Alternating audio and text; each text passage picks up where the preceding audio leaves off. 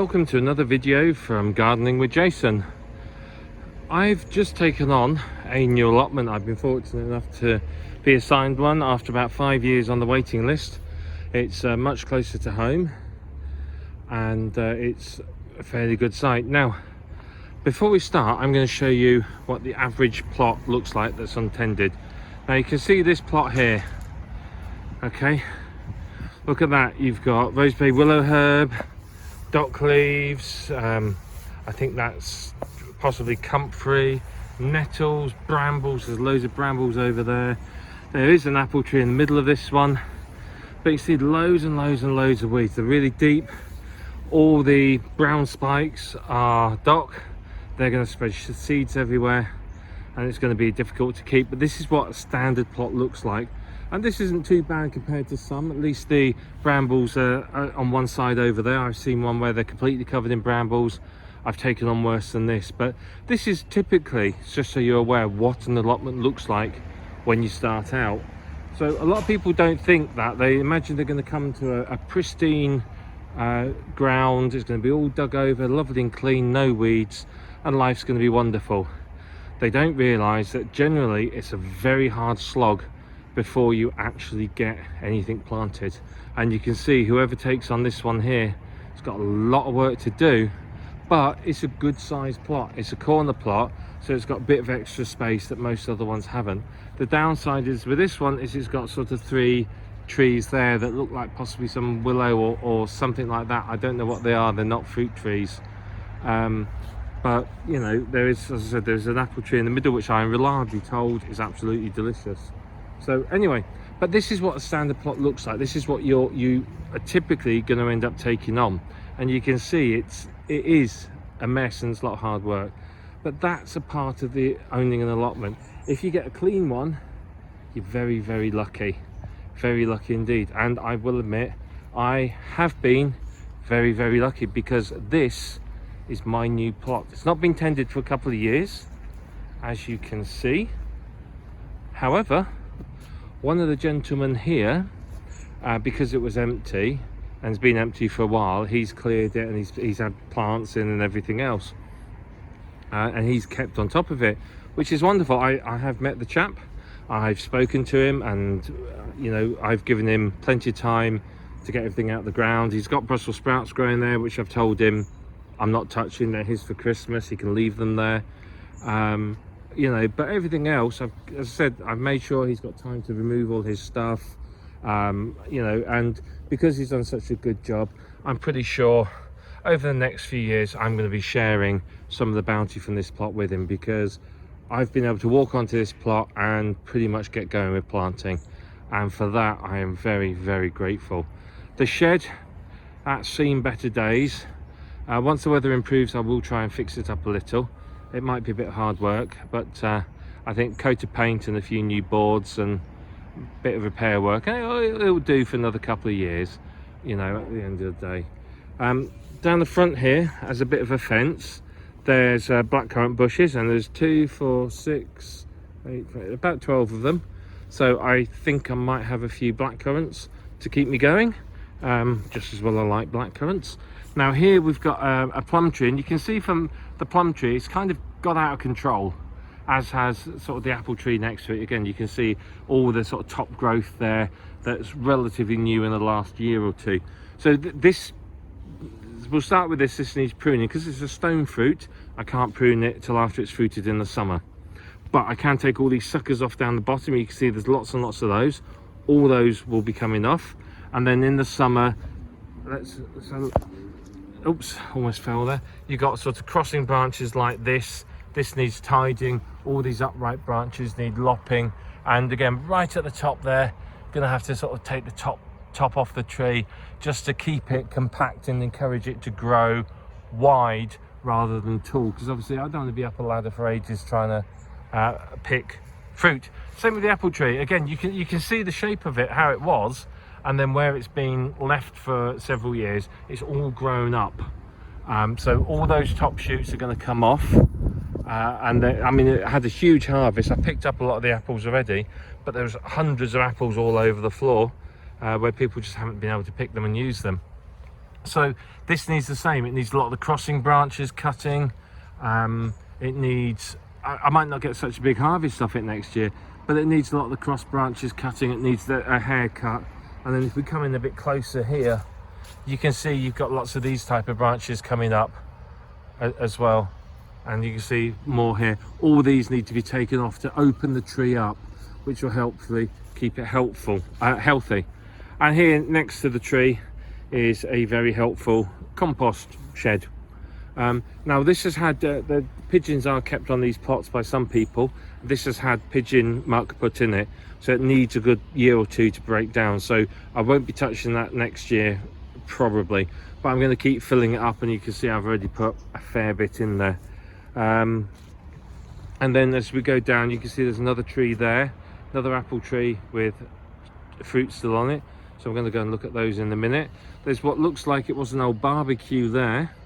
When I get to that, I'll have a look at that and decide whether to keep it or get rid of it.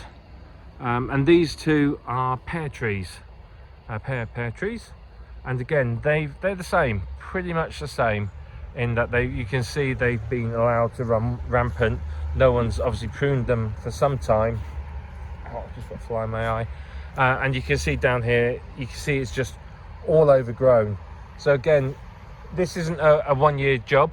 You got to be careful not to cut the tree back too harshly, otherwise it doesn't survive from it. So what my plan is going to be is to just open this up, start trimming off some of the branches, get rid of sort of what looks like dead wood, all the crossing woods. These can be done sort of probably December or January once the tree's dormant. This tree looks like it's fairly dormant anyway. You can see all the leaves have died back. The apple tree's still got some leaves on, so I'm not going to touch that one yet. But this needs a good prune back and getting it in shape and under control. I've got to try and think what I'm going to plant under this, or whether I'm going to leave it bare and maybe put salad crops in pots. I haven't decided yet. Coming further down here, there's odds and ends of rubbish there. There's obviously some canes and what looks like the remains of a plastic greenhouse. And there is a greenhouse. The previous gentleman did have some stuff in it, which he's obviously removed, but you can see there's moss growing up there, so it needs a really good tidy up again. So again, this is another job to keep me busy. On the other side, it's pretty bare. The gentleman had planted potatoes in, he's got them all out, so he's good to go with those. He's happy. So they're all out. So all this is, my plan is I'm going to cover it all. I want to get it all covered, because then it's under control. If I leave it like this, it's going to turn into a pile of weeds. I'm going to come to this in a month's time or 2 months time, think, all right, let's get planting. It's going to be full of weeds, which is going to be dreadful. And finally, just to show you over here, in here you've got gooseberry bushes. You can see the gooseberry bushes and raspberry bushes, and these need a bit of separating out because there's several gooseberry bushes that need to come out. So I'm going to get those out and separate them from the raspberry bushes. You can see there's actually quite a lot of gooseberry bushes in here. So they really do need to be removed and planted elsewhere so that they get a good crop out of them next year. But the raspberries, I don't think they've been cut down. I'm judging from the fruit on them.